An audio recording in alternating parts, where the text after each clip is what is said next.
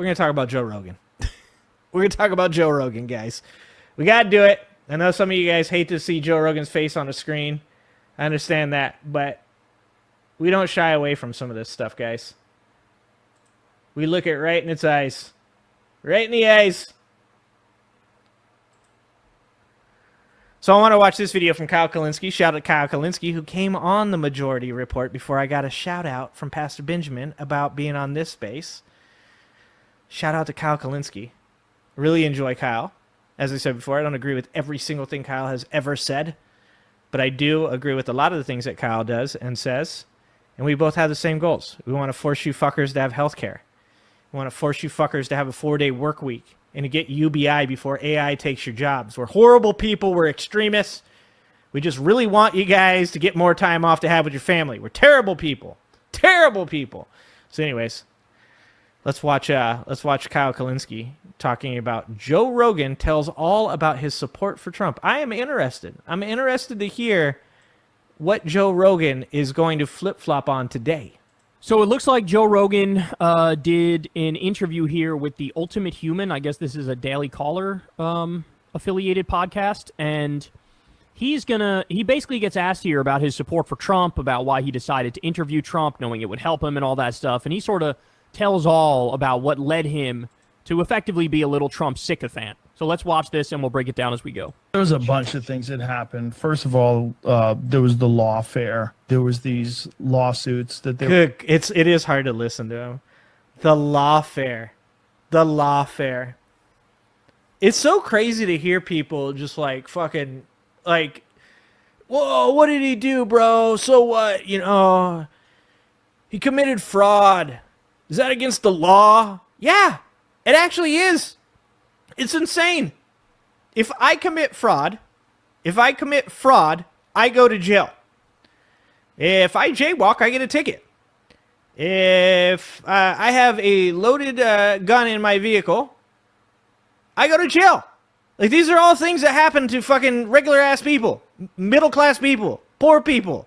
Upper-middle-class people. You know, people that don't have enough money to pay people off. Yeah, if you break a law, you go to jail. If you break a law, if you have 34 felonies, normally you go to jail. Normally. Fucking Juan Marchand, I'm talking to you. Okay, Judge Marchand, talking to you. People usually go to jail after 34 felonies. It's so insane to hear people would fucking just be like, yeah, so what? He did some stuff, man. Like, so what are we're gonna prosecute him? Yeah, if you prosecute me, you prosecute him. That's the way it's supposed to work. It's supposed to be equal. were trying to pin on him. They were trying to convict him and turn him into a felon, and they were doing it so blatantly and obviously. Brother, they didn't turn him into a felon. He turned him into a felon. What do you mean, my brother in Christ? What do you mean? This is like me being like at a store and like stealing a Snicker bar, and like I'm outside and the cop gets me and I'm like, no, man.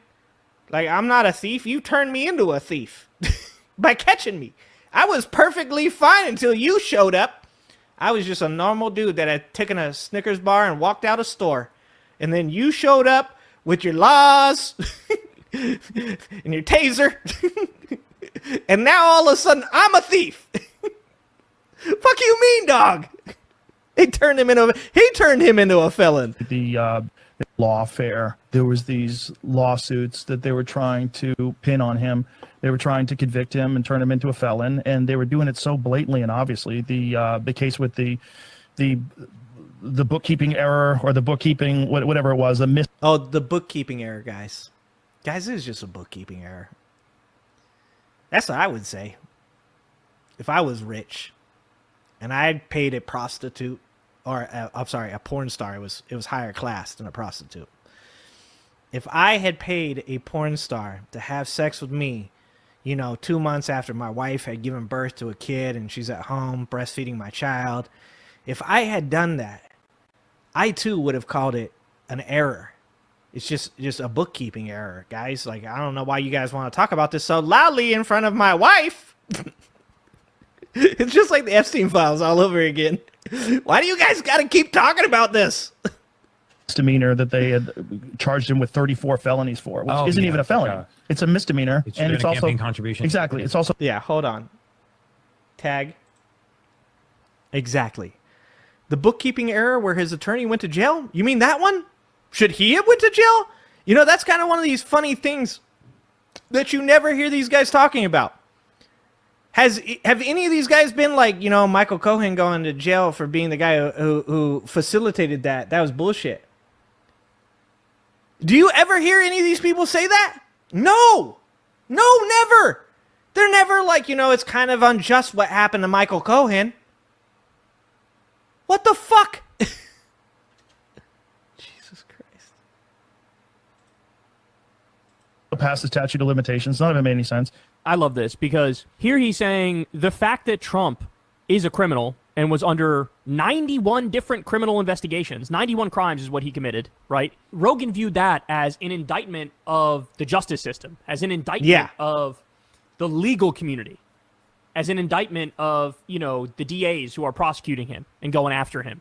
And all I have to say in response to that is, you and I both know Rogan didn't do any fucking reading on those cases at all. Zero. He has no idea the first fucking thing about it. I went deep. I read the entire fucking indictment, the Jack Smith indictment. Me too. When that came out, we literally read through the whole thing. We debated Michael Tracy about that. Just so you guys know, I can show you my files. I have files on all of these indictments. I had files on the Georgia RICO case, the Florida taking home the documents case, the Washington Jan 6 insurrection case, and then I had in the New York one. And to be honest with you, when I was looking at this, when it first came up, and not the Letitia James fraud, but the Alvin Bragg, I was like, you know, I don't know, man. I don't know that they're going to be able to do this. I don't know if they're going to be able to get him on this. This is a tough one. He's covered his tracks pretty well.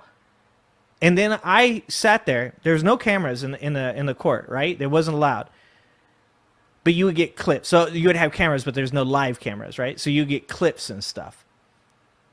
And then I would read the actual court documents from the court reporter or whatever. I'd read what the justice said, Mershon said, what Trump's lawyer said, what the witnesses said. And while watching and reading all these articles, I was like, holy shit. This is a fucking case. I still didn't believe that they would be able to get every single one of those jurors to say that he was guilty. One of those jurors marked on the questionnaire. They gave him a questionnaire. Where do you get like all of your news, the majority of your news, some of your news? Where do you get it from? One of the jurors marked, I get all of my news from True Social. Literal Trump supporter. And yet he voted with the rest of them to find him guilty. Because this case was just like, it was fucking watertight. Alvin Bragg, amazing job. And, you know, they had Hope up there crying. They had his friend from the Inquirer throwing him under the bus. There was so much evidence in this case that I was like, holy fuck, man. I did not think that this was even a possibility, but it does look as though Donald Trump might be in trouble. And even to the last second, the last day, when the jury was determining whether or not he's guilty or not, I was like, it ain't going to happen. It ain't going to happen. He'll still get out of this. It's crazy. Joe Rogan doesn't know a fucking single thing about this case. I guarantee you. I read the entire indictment, the Letitia James one, talking about the various cases of fraud in regards to his business in New York. He lied about everything. Lied about the size of his fucking apartment. Penthouse, lied about how much he sold that shit for. Did tax fraud and insurance fraud and business fraud and bank fraud. I mean, this is a guy his university was fake. His charity was fake. Like, all that shit. Yeah, once again, like, it's not like we're talking about a guy when Joe Rogan says, they made up these charges against him, man. That's what got me. I was hanging out, just smoking a bowl with Jamie, and I was like, man, this guy is such a victim. He's such a victim. Like, this is a dude who's been sued over 4,000 times in 3 decades. It's a man who lost a civil case to E. Jean Carroll for sexually abusing her. This is a man who lost a fraud case to Letitia James in the state of New York because he overvalued and lied about the property values to get better loans. We're not talking about some dude that just like happened to like keep his nose clean for 30 years and then all of a sudden the Justice Department came out of nowhere because he wanted to run for president and they just, wrecked his whole goddamn life. That's fucking insane. They whitewashed this guy. They sane-washed this guy so goddamn much. Oh, he's just a good dude that was just trying to run for president, man. I don't know. I don't get how you guys are so mad about him. He's barely ever... There's no evidence he's ever done anything bad in his life. He's a good Christian man. Like, are you fucking kidding me, man? Holy shit. And Rogan, who's clearly done no reading on fucking any of it and doesn't know the first thing about any of it, here he is and he goes, the fact that this guy was charged with 91 crimes leads me to like him more. This is what we like to call online brainworms, online anti-establishment brainworms. In other words, the fact that CNN is talking about all these crimes that Trump committed means, fuck CNN, I hate CNN, therefore I'm on the side of the guy who committed the crimes. Right? The idea that this was all lawfare is the dumbest fucking thing I've ever seen. We watched him with our own two eyes do January 6th. Yeah. We watched him try to do the fake elector slate, which was an attempt to just steal the election from Joe Biden. Dude, and a number of people... Hold on, I got help after Kyle out here. Can't pause him there. I have probably 24 pages of research on the fucking fake elector scheme. Like, it's practically a short novel. If you don't know about the fake elector scheme, if you guys don't, like, legit know a lot about the fake elector scheme, let me know, and we will do a stream about the fake elector scheme. Like, if you think you know about the fake elector scheme, and you don't have about 24 pages of research, if you don't know about the dude in the Pence card, the fucking the Army Special Forces guy that Trump was linked up to that came up with the idea for the Pence card, if you don't know about the dude showing up on the day of the verification of the confirmation of the election results that was trying to stuff the fake votes into Pence's hands, and Pence was like, I don't want nothing to do with this. How did that fucking happen, first of all? How did Pence become a good guy? If you don't know about the fake Michigan electors that tried to sleep in the building the night before because they couldn't confirm the results unless they were in there, and they got stopped by police officers at the fucking front and wouldn't let them in because the real ones were already in there. If you don't know enough about it, please let me know, and we will do a whole goddamn stream just on the fake electors.